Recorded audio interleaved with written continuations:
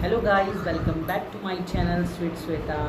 कैसे हैं आप लोग? आई होप आप अपने घर पे बहुत अच्छे होंगे।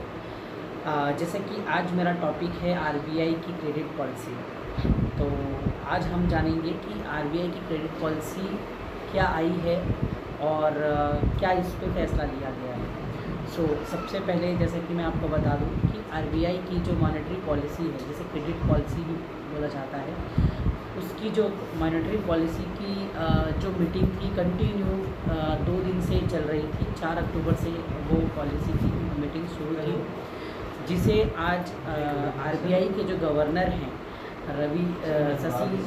शशिकांत दास जी, उन्होंने आज उसकी जानकारी हमें दी कि आज जो हमारा जो ब्याज दर था वो 6.5% जो 10 का 10 रहा, उसमें उन्होंने कोई बदलाव नहीं किया है।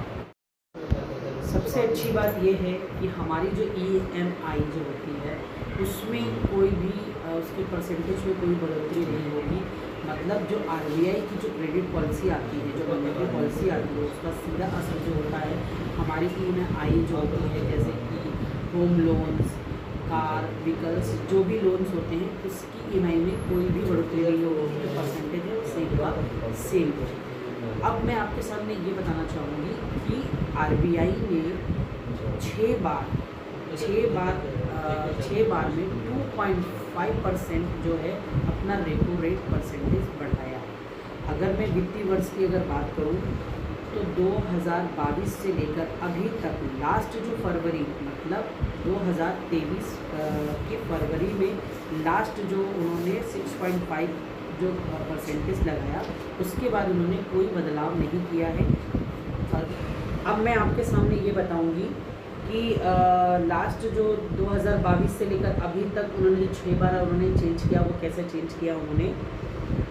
मई में 2022 मई में जो रेपो रेट था हमारा वो 4.40 था परसेंटेज। फिर वो जून में वो बढ़कर हो गया 4.90।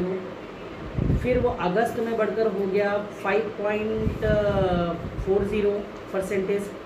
फिर वो सितंबर में हुआ 5.90 एंड दिसंबर में हुआ 6.25 एंड जो लास्ट जो मैंने आपको बताया था कि 2023 में उन्होंने 6.5 जो किया है, वो लास्ट बढ़ोतरी हुई है।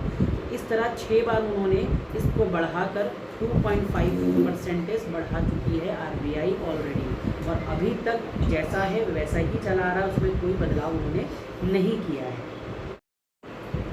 आरबीआई के जो गवर्नर हैं शशिकांत दास जी, उन्होंने ये जानकारी दी कि जो एमपीसी के सभी सदस्य हैं जो इस रेपो रेट को स्थिर रखने के लिए उन्होंने सब उसके पक्ष में थे, पर गवर्नर जी ने ये भी चिंता जताई कि उनका जो आरबीआई है उनका लक्ष्य ये है कि जो महंगाई दर जो है उसको 2 से 6% के बीच में नहीं, उसको 4% का पे लाने का एक लक्ष्य लेके जो है आरबीआई लेके चल रही है।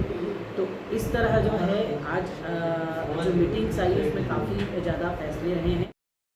आरबीआई के पास रेपो रेट के रूप में महंगाई दर से लड़ने का शक्तिशाली टूल है।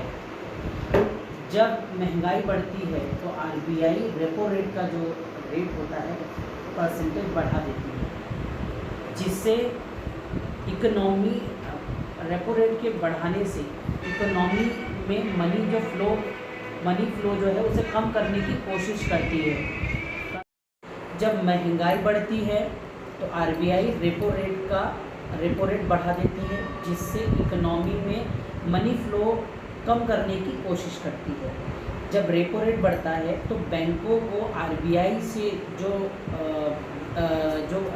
ब्याज दर जो होता है वो महंगा कर दिया जाता है, और जो बैंक होते हैं वो अपने ग्राहकों से भी जो है कि सीधा मैं आपको ये समझाना चाहूँगी कि जब बैंक जो हैं अपनी ग्राहकों से लोन जब महंगा कर देंगे तो हमारी जो इकोनॉमी है उसमें मनी फ्लो की कमी आ जाएगी, और जब मनी फ्लो की कमी आ जाएगी इकोनॉमी में तो डिमांड में भी कमी आ जाएगी, और जब डिमांड में कमी आएगी तो महंगाई जो दर है वो घट जाएगा।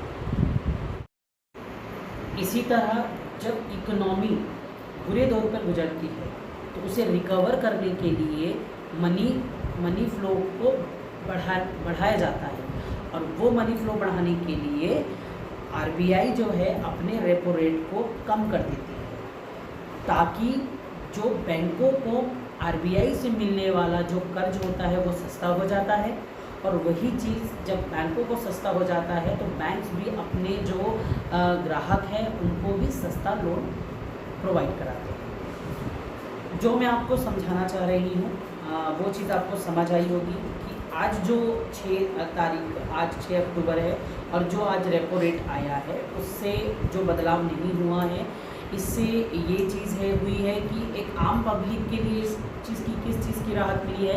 एक आम पब्लिक के लिए जो उसकी ईएमआई जो होती है, जो उसका लोन की ईएमआई होती है, जैसे होम लोन हो गया, गाड़ी के लोन हो गए, और भी बहुत सारी चीज़ें जो लोन ली जाती है उसकी जो बैंकों के थ्रू ईएमआई जो भरी जाती है उसमें कोई भी आपको बढ़ोतरी नहीं मिलेगी, आपकी वही है। बट अगर वही चीज़ अगर आज रेपो रेट अगर बढ़कर आता तो हर एक ईएमआई में जो है कुछ ना कुछ अमाउंट जो है उसकी बढ़ोतरी हो जाती है। बट आरबीआई के गवर्नर ने जो जानकारी हमें दी, जिससे जो रेपो रेट है वो सेम है, उससे कोई बदलाव नहीं आया। इसे हम उदाहरण के तौर पे ये समझते हैं कि जैसे कोरोना काल पे हमारी जो इकोनॉमी है वो बिल्कुल ठप हो गई थी, डिमांड्स की कमी आ गई, तो उस टाइम आरबीआई ने अपनी रेपो रेट की दरों को घटाया और इकोनॉमी में मनी फ्लो को बढ़ाया।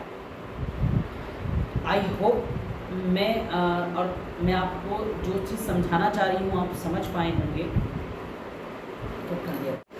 सो गाइस, जैसे कि अभी मैंने आपको आज रेपो रेट्स के बारे में बताया है, और इसी तरह और भी जो जानकारियाँ हैं वो मैं आपके साथ आपके सामने लेके आती रहूँगी।